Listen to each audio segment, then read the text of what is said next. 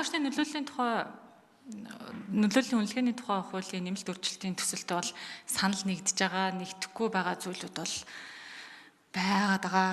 За орж ирсэн төслөөр бол их олон зөв зүйтэй санаачлагууд гараад за тэгтээ бүрэн бол яг хуулийн төсөлдөө суугаагүй гэж харж байгаа. Тэгэхээр өнөөдөр яг хилцүүлэг дээр олон гишүүд энэ зөвхөн альва төсөл хэрэгжүүлэхэд одоо орон нутгаас одоо хороодоос дүүргээс те санал авахта зөвхөн сум дургийн засаг дарга нараас хариу авъя гэсэн байдалтай ингэж хуулийн төсөл орж ирж байгаад бол эсэргүүцсэн дүр зурагтай байх шиг байна. Гэхдээ энэ дээр бол нэг зүйлийг бас хэлэх нь зүйтэй. За Монгол Улсын засаг захиргаа нутаг дэвсгэрийн нэгж түүний удирдлагын тухай гээд хууль байгаа. Тэгэхээр сум дургийн засаг дарга нар бас өөрсдийнхөө дотоод зохион байгуулалтыг хийгээд багийн болон хороодынхоо нэгжүүдээр холбогдох асуудлыг хилцүүлээд саналыг нь авах бол бүрэн боломжтой ийм үүрэгтэй байгууллага. Тэгэхээр бас манай байгаль орчин уур амьсгалын өөрчлөлтийн яаныхаа энийг бодож энэ хуулийн уялдаа нь хангагдаж санал нь хангалттай ирчин гэж үтсэн байх гэж бол найдаж байна.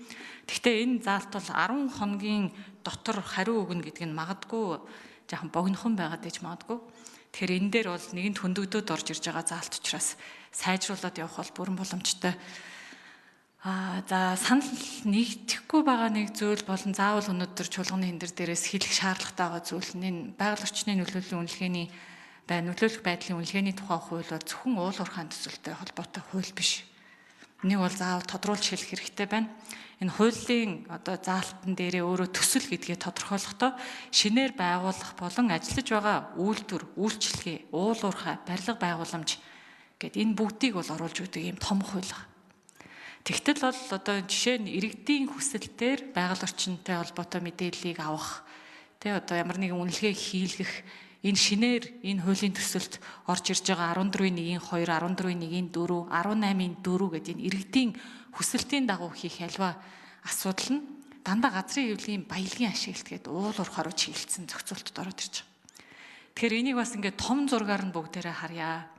Эгийн гол Эрдэнэ бүрэнгийн усан цахилгаан станцууд, Улаанбаатар хотын агаарын бохирдлын асуудал, тэгээд том төмөр урт, төмөр зам, автозам бүгдээрээ л байгаль орчин нөлөөлөх байдлын үнэлгээ хийх шаардлагатай төслүүд. Тэгэхээр энэ дээр иргэдийн саналыг яг яаж авах? Яг энэ шинээр орж ирж байгаа зохицуултууд нь газрын хэвлэлийн баялаг уул уурхай руу чиглэлсэн байгаа нь бол учир дутагдaltaй байгаа юм. Тэр эдгээр нь гэхдээ хөндөгдөд орж ирсэн заалт учраас бас бид нар хилцүүлгийн явцад бол сайжруулад явчих болно. Гэхдээ ер нь энэ хуулийн төслөөр бол одоо манай хууль эрх зүйн орчинд дутагдаад байгаа.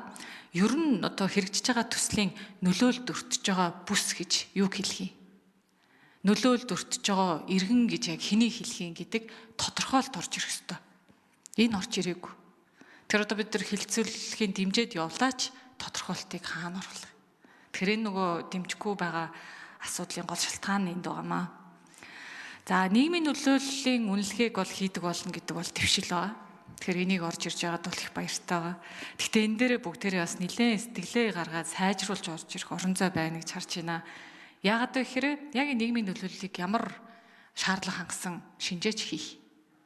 Байгаль орчны үнэлгээг 8 жил тухайн салбарт ажилласан хүн хийнэ гэж байгаа юм бол нийгмийн нөлөөллийг яг хэн хийх вэ гэдэг зохицуултууд бас байхгүй.